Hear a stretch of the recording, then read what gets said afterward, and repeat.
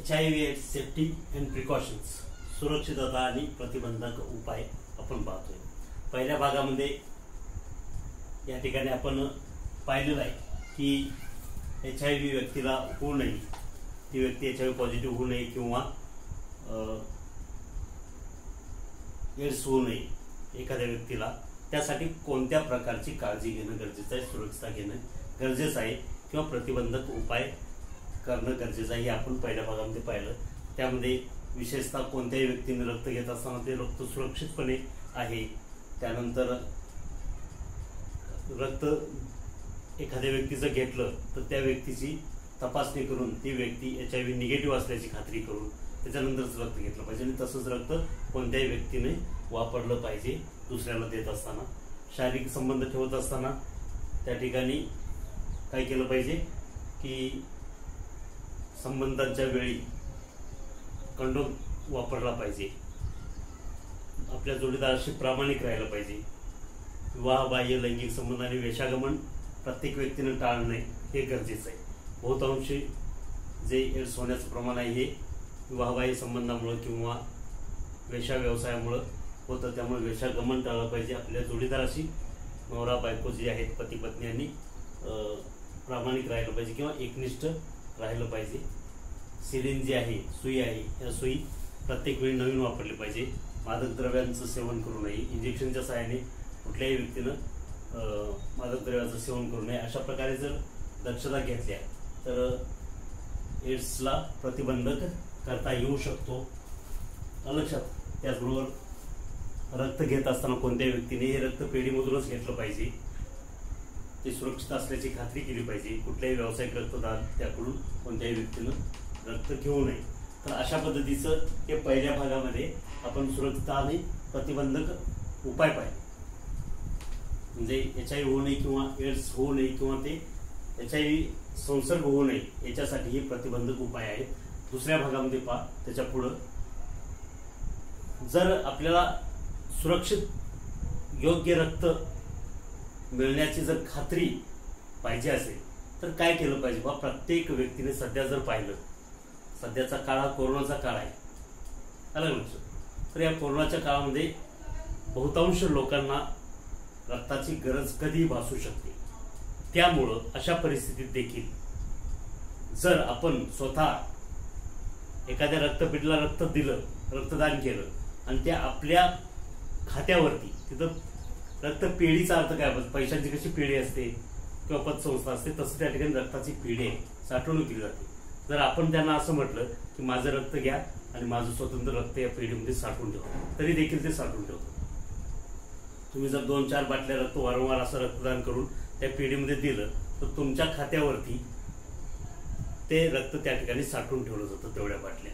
आणि ज्या वेळेस तुम्हाला अचानक जर रक्ताची गरज पडली आणि तुम्ही जर सांगितलं की माझंच रक्त मला द्या, म्हणजे त्या ठिकाणी पेढीमध्ये जे ठेवलेलं आहे तुम्ही दिलेलं रक्त, ते रक्त तुम्हाला मिळू शकतं.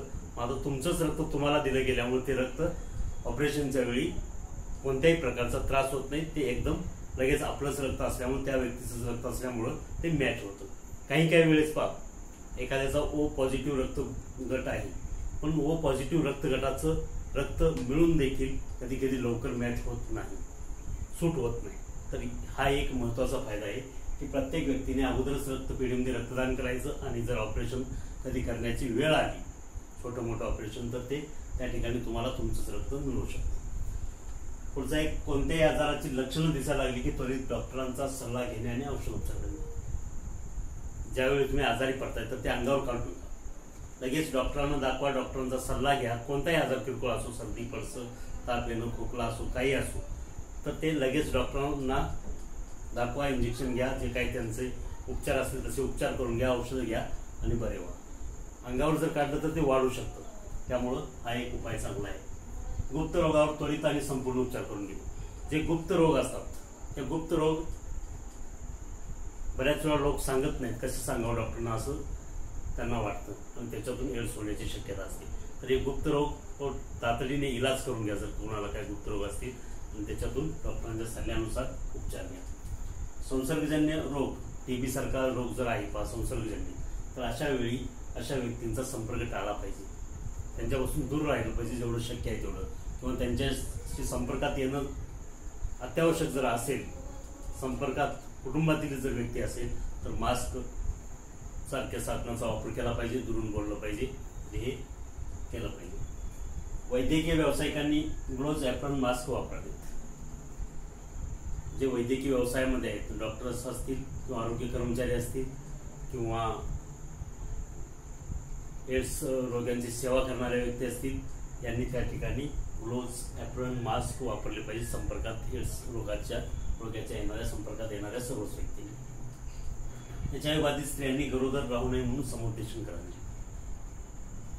जर एखादी स्त्री HIV बाधित आहे, ते निदान झालं आहे, ती पॉझिटिव्ह आहे, तर अशा वेळी ती स्त्री जर गरोदर राहिली तर काय होईल, तिला होणारं जे बाळ आहे ते देखील पॉझिटिव्ह असण्याची शक्यता ही जवळजवळ 90% पेक्षा जास्त असते.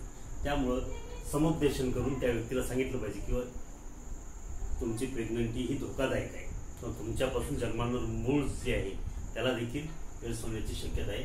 तर ते अशा पद्धतीने समुपदेशन केलं पाहिजे डॉक्टरांच्या माध्यमातून. सुयोग्य आहार, व्यायाम, विश्रांती आणि सकारात्मक दृष्टिकोन ह्या गोष्टी फार महत्त्वाच्या आहेत.